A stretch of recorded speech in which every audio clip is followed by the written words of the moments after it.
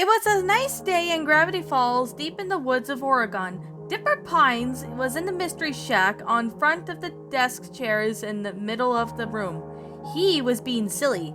Now Wendy had gone to get something, so Dipper had the place to himself, and he was having fun. Yahoo! Dipper shouted as he made airplane sounds while standing on the chair. Hello down there, he called as he got off the chair. Hi, Dipper, he then said and jumped back on the chair. He continued to be very silly. Then Grunkle Stan showed up with some empty boxes. Dipper, I could use your help over here, Grunkle Stan said. Dipper got off the chair and then headed over to Grunkle Stan. And Dipper flies down back to Gravity Falls to help Grunkle Stan. And he lands back on Earth, Dipper said. Did you have a good flight? Grunkle Stan asked. Dipper nodded his head yes. Can you put some of these old shirts on the shelf? Grunkle Stan asked. I am going to donate them. They were shirts from last year. So take them from the shelves and put them on the boxes. Okay, Dipper said as he grabbed the old shirts and placed them into free boxes. That Grunkle Stan got. After he was finished, he closed up the boxes. There you go. Wasn't that fast? Dipper asked. Very fast. Thank you, Dips, Grunkle Stan replied as he heard a crash from the middle of the shack. Wendy Corduroy walked in the shack, and she had bumped into the chair in the middle of the room. Wendy, are you okay? Grunkle Stan asked. Someone left the chair in the middle of the room, Wendy replied as she groaned in pain from stubbing her toe on the chair.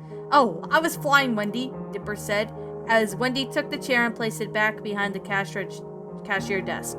Dipper and Grunkle Stan could tell that Wendy was grouchy just by the tone of her voice. The chair is for asses, not flying, said Wendy to Dipper in a grouchy mood. Sorry, Wendy, Dipper replied nervously. Then he turned to Grunkle Stan. What's wrong with Wendy? She's sounding grouchy, Dipper asked. She's tired. She didn't sleep very well last night, Grunkle Stan replied to Dipper's question. Maybe she needs to take a crap, Dipper thought, or maybe take a nap. Maybe, Grunkle Stan said, as Dipper walked over to Wendy.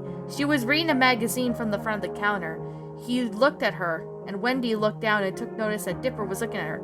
Yes, Dips? She asked. I was wondering if you needed a laxative pill, Dipper said while holding a bottle of laxatives. Wendy then chucked a bottle of across the shack. No, thanks, Dipper, Wendy replied. Would you like your pajamas? Dipper asked again. I'm fine, Wendy replied again. I have to go out of town for a couple hours. I'll donate the boxes on the way there, Grunkle Stan said, as Wendy just ignored him. Then he looked at Dipper. Can you and Wendy look after things while I'm gone? He asked Dipper. Sure, I think, Dipper said, and replied as Grunkle Stan and Dipper both met at the front door of the mystery shack. I know she's a real vampire today, but she'll fall asleep soon, Grunkle Stan said, as Dipper looked at the boxes and gave them to Grunkle Stan. He left in his car to go out of town. Dipper wasn't sure if Grunkle Stan was joking or not. The fact that Wendy being a vampire was creepy. Vampire? Dipper asked. He turned to see Wendy, having red eyes and fangs from her mouth. Dipper nearly screamed, so he closed his eyes and rubbed them. He was seeing that Wendy was her usual self. Dipper must have thought he was hallucinating of Wendy being a vampire. So he walked over towards from her left side. Wendy? He asked. Wendy then looked at Dipper. Her eyes were red and two fangs were sticking out from the top row of her teeth. She looked scary to Dipper, but Dipper was hallucinating again. Ah! Dipper said in shock. Wendy was herself, but not a vampire when she snapped out of it. I'm going to play with Mabel and Seuss, Dipper said as he ran off and ran out of the mystery shack. What is up with Dipper? Wendy asked herself as Dipper left the shack. Did Grunkle Stan say I was a vampire when I'm grouchy? He's scaring my Dipper. Meanwhile, at the diner, Dipper was with Mabel and Seuss. Dipper was explaining that Wendy was a vampire. Her two fangs at the top were at the top of the row of the teeth, and they were sharp, and her eyes were red, and she was 7 feet tall, Dipper explained. That doesn't sound like Wendy, Maple said. She had a feeling that Grunkle Stan was just messing around with him. Well, that's because she's turning into a vampire. Grunkle Stan said so, Dipper replied. Don't be silly, Dipper. I bet Grunkle Stan was just pulling your leg, Seuss said as he chuckled. What are you gonna do? Maple asked. I'm not sure. What do you do with a vampire in Gravity Falls? Dipper asked. asking her sister. This is very hard. We have never dealt with a vampire before, Dipper, but I assure you that Wendy is not a vampire, Sue said, as Mabel got down from her booth. Mabel, where are you going? Dipper asked.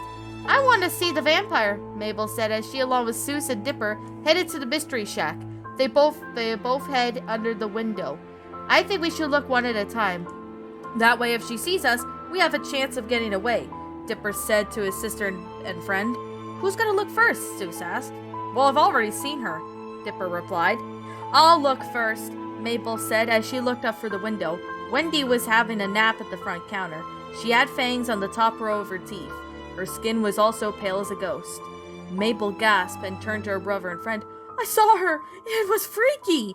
Mabel said to Dipper. Your turn, Seuss, Dipper said, but Seuss didn't want to.